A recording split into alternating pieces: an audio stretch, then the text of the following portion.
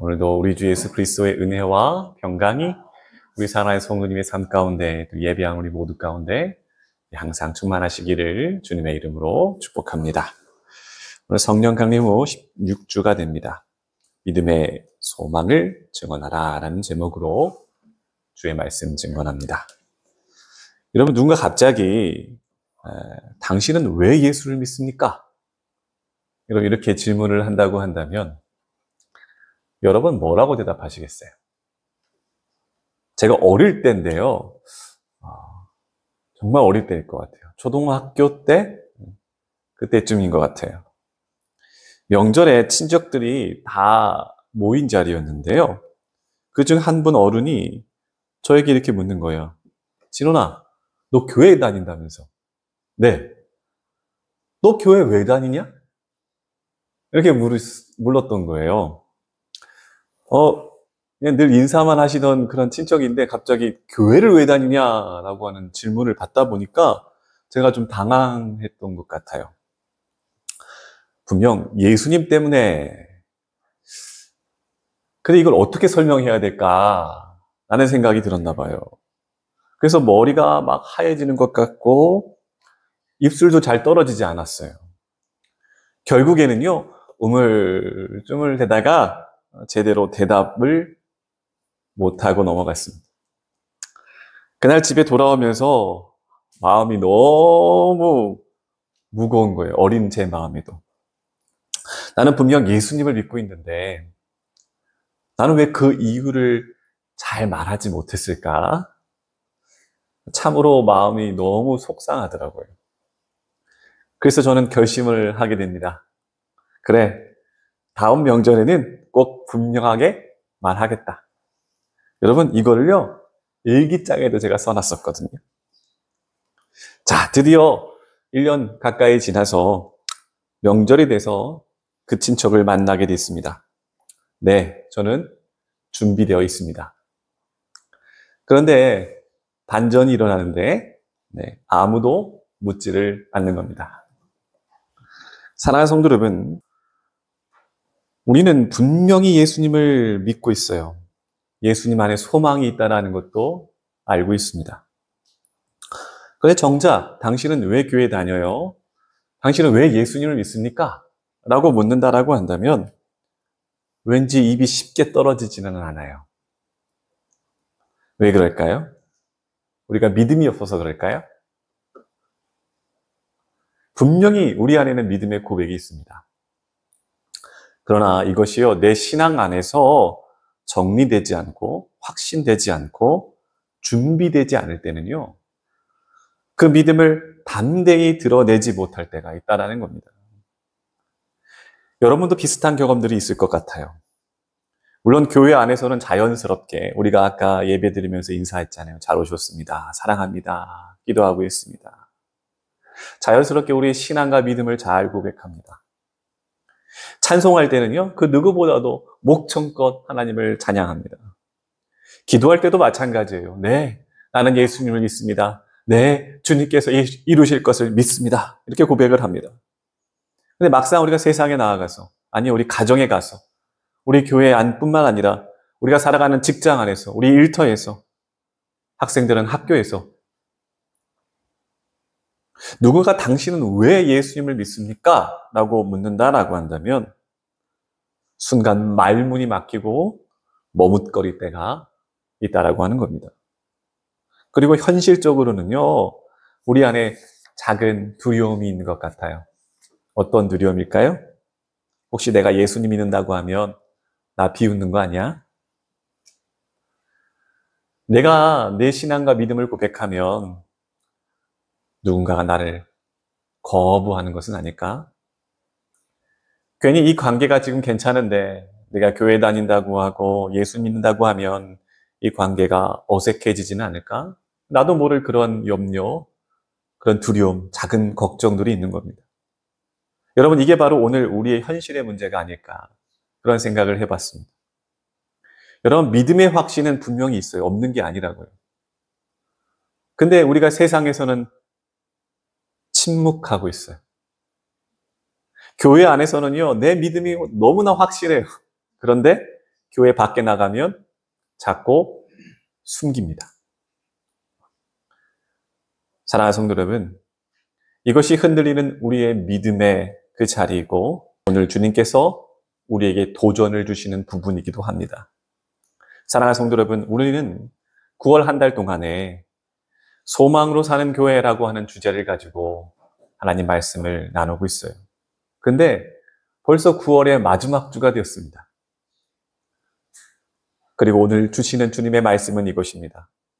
믿음의 소망을 증언하라 라고 하는 거예요. 여러분, 믿음의 소망은 내 안에 잘 간직해 두는 것만은 아닙니다. 예배 시간에만 우리가 고백하는 것도 아닙니다. 왜냐하면 우리가 이 땅을 살아가는 그 동안에는요, 누군가는 우리의 삶을 엿보게 됩니다.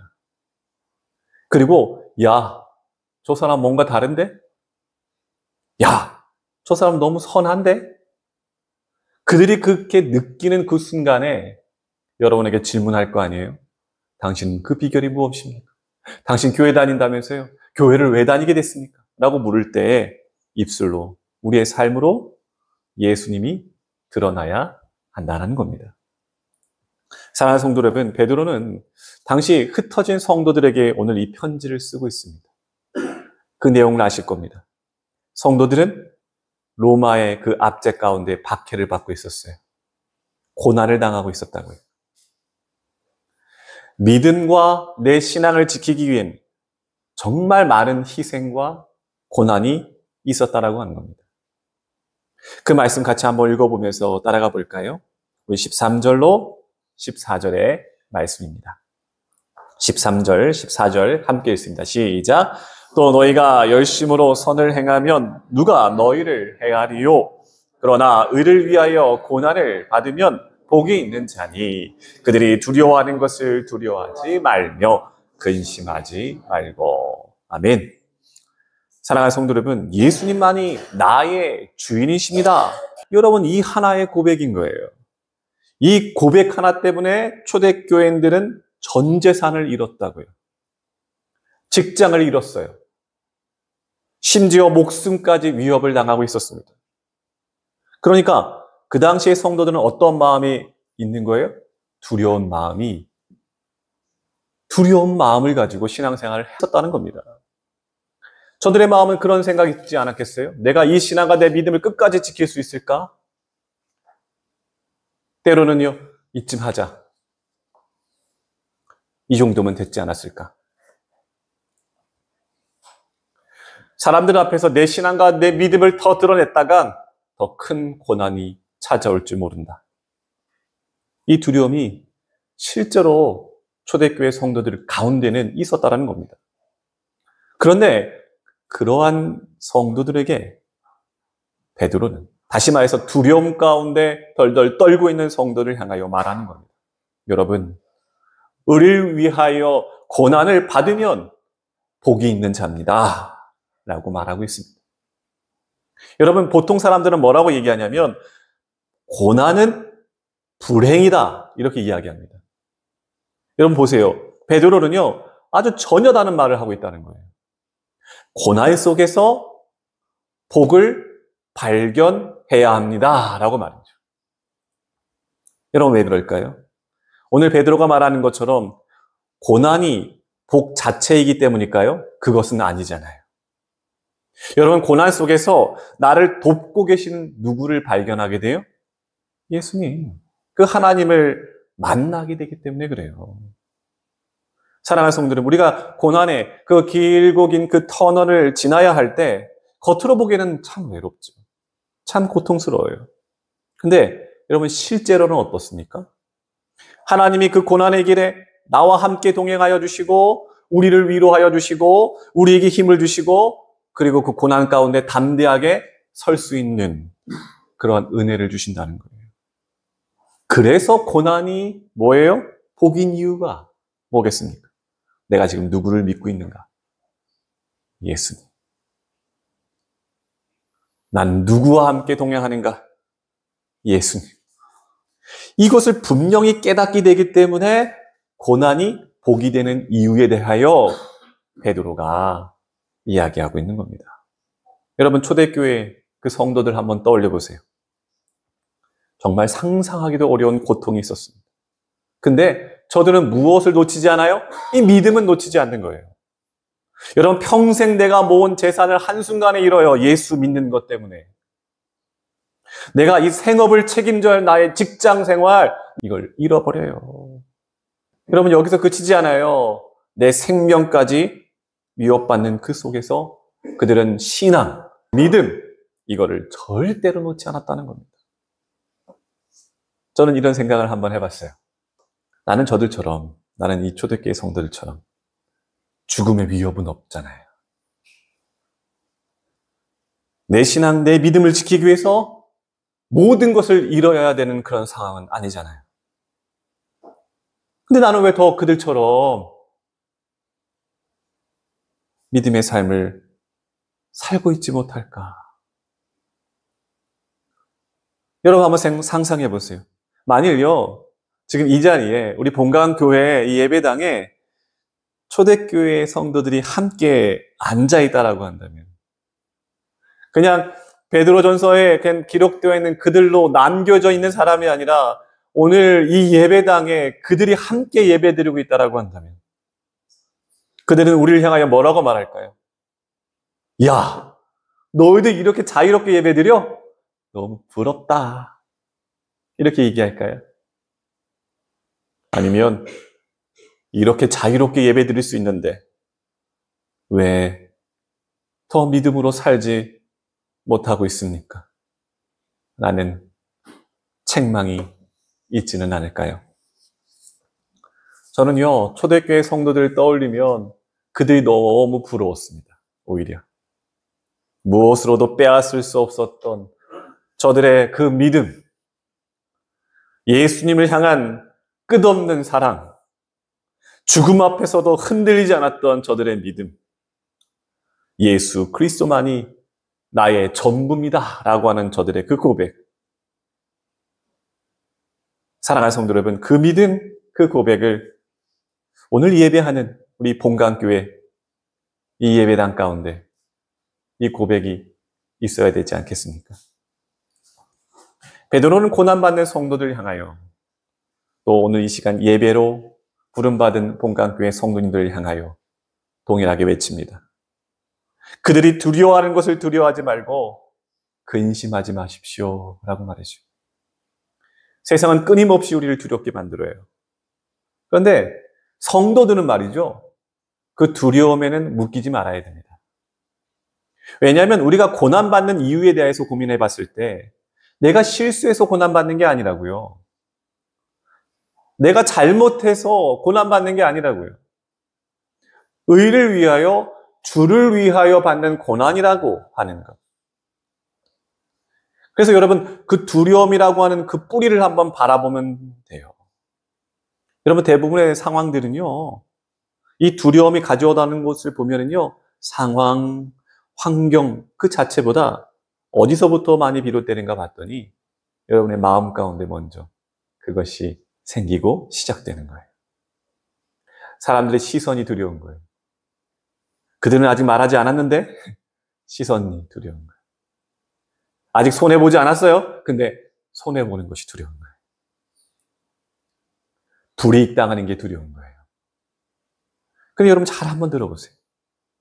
여러분, 이런 것들 때문에 하나님 앞에서 우리가 두려워해야 할 이유는 전혀 없다는 겁니다.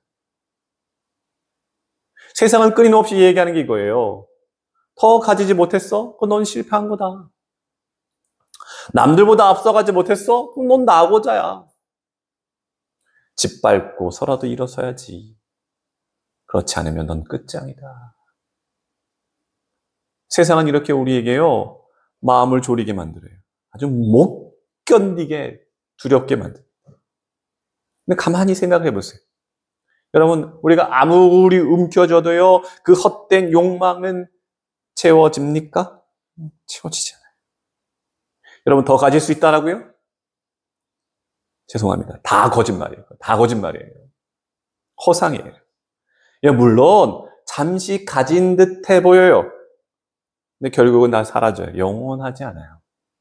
여러분, 솔로몬의 그 부귀와 영화도 끝이 있었어요. 그의 아름다운 지혜조차도 사라져버렸습니다. 그렇다면 오늘 우리가 정말 두려워해야 할 게 무엇이냐라고 했을 때 썩어질 것이에요? 더 가지지 못한 것? 남보다 뒤처진 것?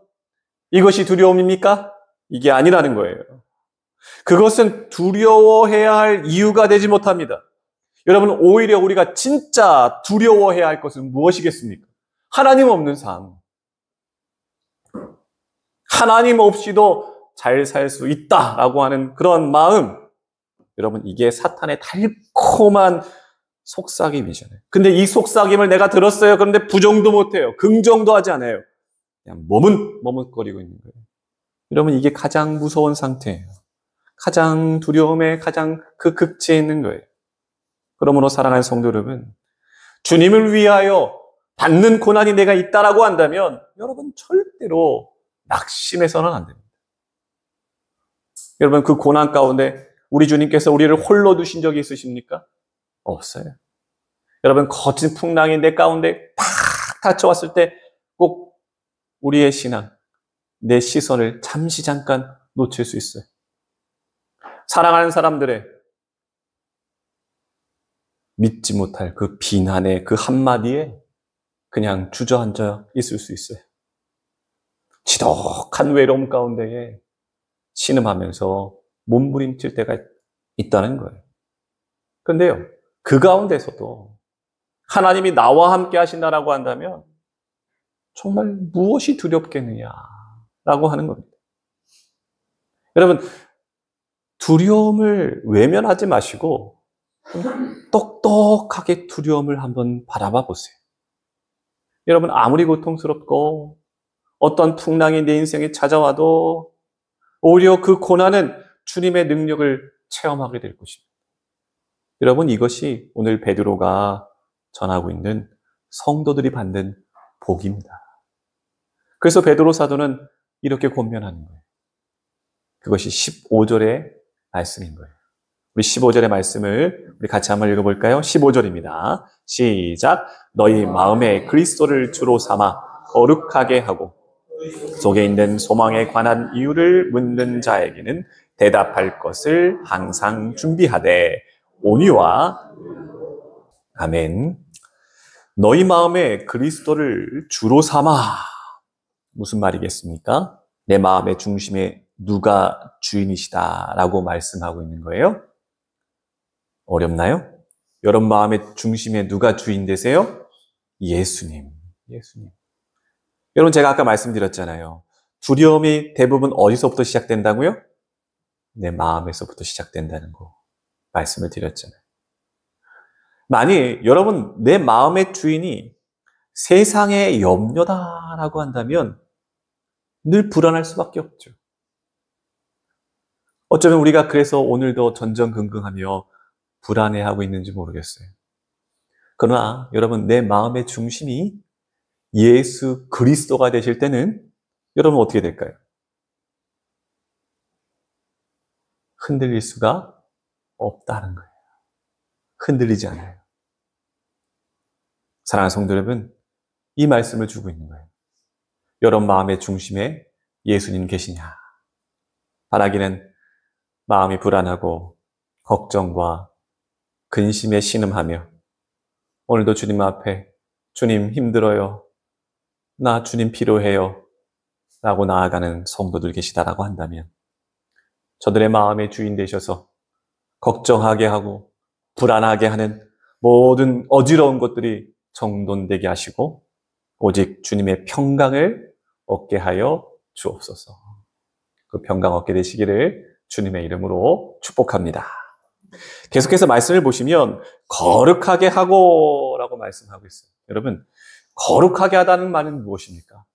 구별한다는 거예요. 구별해서.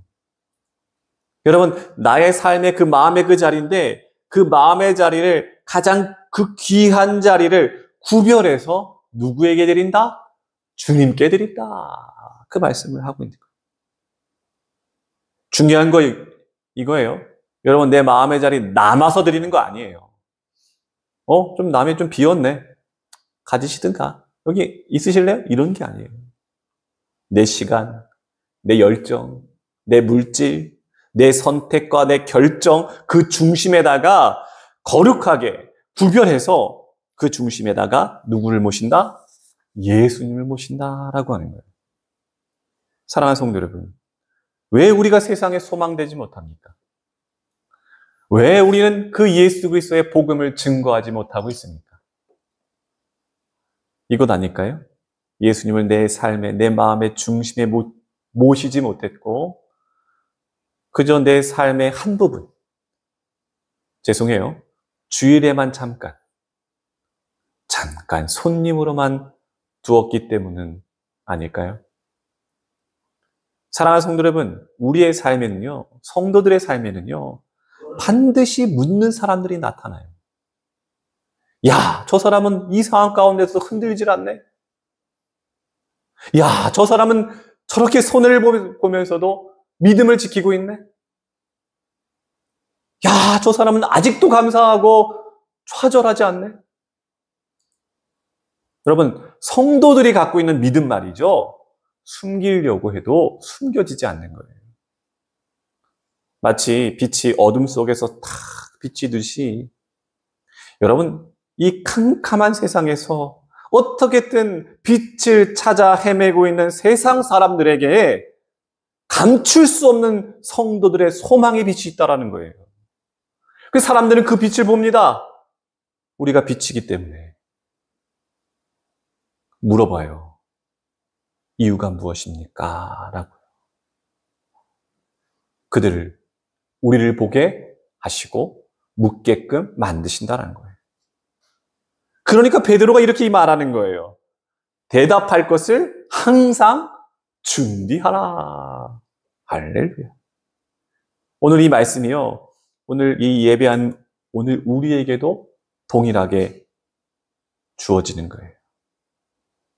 마치 이것이죠. 본강교회. 이 교회는 대답할 준비가 되었느냐라고 말이죠. 여러분 옆 사람과 함께 한번 인사해 볼까요? 제가 띄워드렸는데 이렇게 한번 인사해 봅시다. 오늘의 말씀의 주제잖아요. 베드로가 우리에게 물었잖아요. 대답할 것을 항상 준비하라. 그 이야기 들었어요? 그 옆 사람과 함께 인사해 봅시다. 믿음의 소망을 증언합시다. 시작. 믿음의 소망을 증언합시다. 아멘. 이것을 증언하는 거예요. 여러분 누군가 갑자기 여러분에게 이런 질문했을 때 이 소망을 갖고서 증언하셔야 되는 거예요. 자, 그런데 더 중요한 게 있어요. 믿음의 소망을 증언해야 되는데 어떻게 말하느냐, 이게 중요하다고 베드로는 이야기하는 거예요. 베드로는 뭐라고 말합니까? 무엇으로 하라? 온유와 두려움으로 이렇게 말을 하고 있다는 거예요. 여러분 이 말씀을 제가 좀 깊이 묵상을 하다가 어떤 말씀을 증거할까? 어떤 말씀을 전할까? 여기서 시작한 게 아니에요. 제 자신의 언어 생활을 좀 돌아봤습니다. 내 말은 과연 온유하냐? 내 태도는 온유하냐? 나는 정말 하나님을 두려워하느냐? 하나님을 내 삶의 모든 순간에 의식하며 살아가느냐? 이 질문을 해봤습니다. 여러분은 어떠십니까? 저는 이 말씀 앞에서 얼마나 많이 반성했는지 몰라요. 먼저는 가장 가까이 있는 우리 아내에게, 우리 사모에게 내 말 온유했는가? 내 태도는 따뜻했느냐? 돌아봤는데 한없이 부끄럽더라고요. 오히려 낯선 사람한테는 더 친절해요. 일터에서나 교회에서는 더 애쓰며 우리는 말아요. 근데 정작 가까운 내 가족들에게는 어떻게 해요? 짜증 섞인 말, 날카로운 태도가 그냥 먼저 나올 때가 너무나 많은 것 같아. 아이에게도 마찬가지인 것 같아. 칭찬, 격려, 아니요. 잔소리가 먼저 앞서고 사랑해 라고 하는 그 말보다 성급한 내 말이 앞설 때가 너무나 많더라고요. 하루는 우리 황하백 집사님 찬양 인도하시면서 결혼 전부터 배우자를 위해서 기도하셨다라고 하는 것들을 간증하셨어요. 그 이야기 듣고 우리 교회 청년들 이거 꼭 본받아야 된다. 배우자를 위해서 꼭 기도했으면 좋겠어요. 저도 그런 마음이 있었거든요. 왜냐하면 저도 결혼 전부터 배우자를 위해서 기도했어요. 근데 그 기도 내용이 이런 거였어요. 주님, 제가 제 아내에게 존경받는 남편 되게 해주세요. 라고 하는 기도가 있었어요. 근데 말씀을 준비하면서 그 기도가 잘 응답되고 있는가를 좀 생각해 봤는데 가끔 우리 사모 머리에 새치가 늘어나는 걸 보면서 스스로도 반성하게 되더라고요. 사랑하는 성도 여러분, 복음의 증언은 가장 먼저 우리 가정에서부터 시작돼야 되지 않겠습니까? 가장 가까이 있는 사람들부터 시작돼야 합니다. 여러분, 우리 가족이 나를 보면서 야, 저 사람은 예수님 때문에 다르다. 여러분, 이 말을 우리가 들을 수 있다고 한다면 그것이야말로 가장 강력한 증언이 될 줄로 믿습니다. 그러니까 그것을 이어가지고 16절에 보시면 이렇게 이야기하는 거예요. 16절 같이 한번 읽어볼까요? 시작! 선한 양심을 가지라. 이는 그리스도 안에 있는 너희의 선행을 욕하는 자들로 그 비방하는 일에 부끄러움을 당하게 하려 함이라. 아멘. 바울이 이야기하는 것은요, 우리가 말하는 이 입술의 말로 그 증언을 다하라라고 제안하지 않아요. 그런 이야기합니다. 선한 양심을 가지십시오. 베드로가 말하는 건 이거예요. 우리의 삶 그 전체가 다 예수님을 증언하는 자가 되어야 된다라고 하는 겁니다. 여러분 아실 거예요. 사람들은요, 우리가 어떠한 말을 하고 사는가 이것 중요하게 생각하지 않아요. 우리가 어떻게 살고 있는가 그 삶을 먼저 들여다본다는 겁니다. 그러니까 오늘 말씀이 너희 선행을 욕하는 자들로 그 비방하는 일에 부끄러움을 당하게 하려 함이라 라고 말씀하고 있다는 거예요. 우리는 가끔 말도 안 되는 일로 오해받아요. 오해하고 있고 상처 주고 상처받으며 욕을 듣기도 합니다. 가끔 그런 생각해 봅니다. 이때 내가 예수님 마음을 가지고 이해해보고 용서하고 인내했으면 얼마나 좋을까. 왜냐하면 시간이 그렇게 많이 필요하지 않더라고요. 얼마 지나지 않아 알게 되는 것, 오해였다는 것.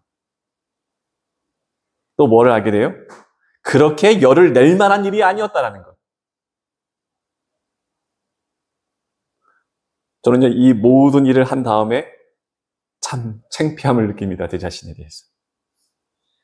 시간이 지나면 세상의 비방은 남지 않아요. 그건 사라져요. 근데 결국 남는 게 있다라고 하는 거예요. 무엇이 남는다는 거예요? 성도들의 선한 행위는 남는다는 거예요. 그 남은 행위로 말미암아 나를 비방하고 나를 욕하고 나를 오해한 사람들이 부끄러워하게 된다라고 하는 말씀을 하고 있는 거예요. 내가 오늘 왜 선하게 살아야 돼요? 내가 왜 예수의 증인의 삶을 살아가야 돼요? 왜 희생하면서, 왜 손해보면서 오히려 날 비방하고 날 저주한 자들이 오히려 부끄러워하게 된다는 거예요. 저는 오늘 말씀을 보면서 수없이 되뇌었습니다. 그 부끄러움의 대상 내가 되지 말자. 그 후회의 대상이 내가 되지는 말자. 여러분, 그 부끄러움의 대상이 더 이상 저와 여러분이 안 되기를 주님의 이름으로 축복합니다. 도리어 세상 사람들이 여러분의 신앙과 여러분의 믿음을 보고 부끄러워하게 되기를 축복합니다. 말씀을 정리할까요? 우리는 9월 시작하면서 소망으로 사는 교회라고 하는 그 주제를 가지고 말씀을 보았습니다. 왜냐하면 세상은 끊임없이 우리의 마음에 소망을 빼앗아 가려고 해요. 소망을 키워나가야 우리 가정은 어떤가요? 오히려 가정에서 큰 상처를 받고 갈등이 생기고 오히려 가정 안에서 소망을 잃어버릴 때가 더 많아요. 세상은 우리에게 말합니다. 더 가지십시오. 더 올라가야 합니다. 그것만이 소망입니다. 라고 유혹한다고요. 그러나 우리가 9월 한 달이지만 우리가 또 찾고 또 찾고 또 찾아낸 그 말씀을 통하여 본 소망은 어떤 것이었죠? 세상이 주는 그 조건 속에는 소망이 없다라고 하는 겁니다. 오직 예수 그리스도 안에만 소망이 있다라는 것을 우리는 확인한 겁니다. 사랑하는 성도 여러분, 빼앗길 수 없는 주님의 소망을 붙잡게 되시기를 바랍니다. 바라기는 우리 본관교회 모든 성도님의 삶 가운데 다른 그 무엇도 아니고 주님만이 소망 되시기를 주님의 이름으로 축복합니다. 기도하겠습니다. 거룩하신 하나님 은혜를 감사합니다.